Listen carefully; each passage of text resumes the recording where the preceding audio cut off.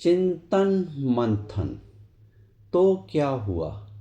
सीधे सरल से शब्दों में बेपरवाही के अंदाज में किसी के द्वारा तो क्या हुआ का उपयोग स्पष्ट रूप से एक ही रुख को झलकाता है, और वो है आई डोंट केयर या आई डोंट माइंड। वर्तमान समय में समाज में एक स्पष्ट तासीर चारों ओर दिखाई देती है। जिसे देखो बिंदास बेपरवाह रुख में नजर आता है।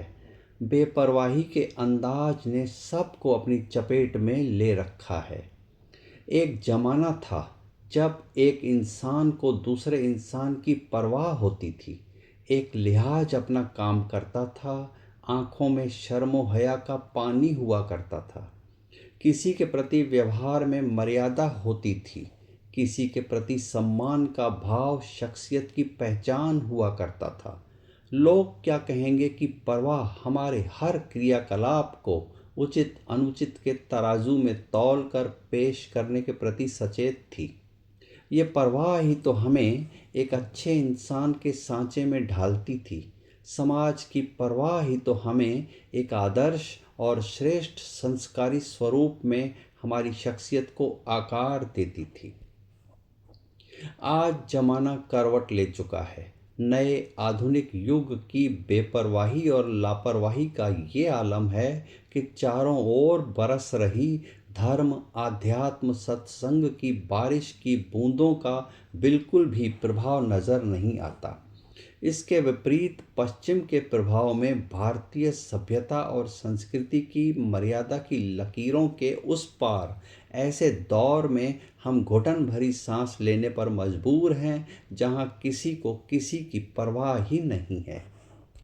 देर रात तक जागने और देर सवेरे तक सोने के प्रति तो क्या हुआ कि लापरवाह अंदाज से लेकर संबंधों के प्रति आई डोंट केयर का भाव और जिम्मेदारियों के प्रति आई डोंट माइंड की बेपरवाही, बड़ों के मान सम्मान को घोल कर पी जाने की निर्लज्जता, शिक्षकों के प्रति बच्चों का उदंड बर्ताव इत्यादि आई डोंट केयर के ऐसे जीते जागते दृश्य हैं जो हमें अक्सर देखने को मिल रहे हैं। बेटे का बाप के प्रति, पत्नी का पति के प्रति, बहू का सास के प्रति, ननद का भाभी के प्रति, बच्चों का बड़ों के प्रति आई डोंट माइंड का रवैया पूरी सारी सामाजिक और पारिवारिक व्यवस्था को छिन्न भिन्न कर रहा है। पुरानी सामाजिक व्यवस्था में हमारी किसी बात पर समाज में हमारे प्रति थू थू हमें नज़रें नीची करने को मजबूर करती थी। आज हमारी आँखों की बेपरवाह बेहयाई सोचने पर मजबूर करती है कि कहाँ गए वो दिन जब इन्हीं आँखों में परवाह के मान सम्मान वाला पानी था। आज हम कहाँ से कहाँ आ गए जब हमारे ऊपर अंगुली उठने पर हमें रत्ती भर भी फर्क नहीं पड़ता, बल्कि निर्लज्जता पूर्वक तो क्या हुआ का एक तमाचा हम सामने वाले को रसीद कर देते हैं। रोजमर्रा के जीवन में तो क्या हुआ हमारा तकिया कलाम बन गया है। किसी को देखा अनदेखा करना, किसी की बात को सुना अनसुना करना, ये भी लापरवाही के अंदाज हैं। क्या फ़ायदा कि चारों ओर शिक्षा और पढ़ाई लिखाई का बोलबाला है, गुरुओं के उपदेश प्रवचन सत्संग की वाणी हम आत्मसात नहीं कर पाते।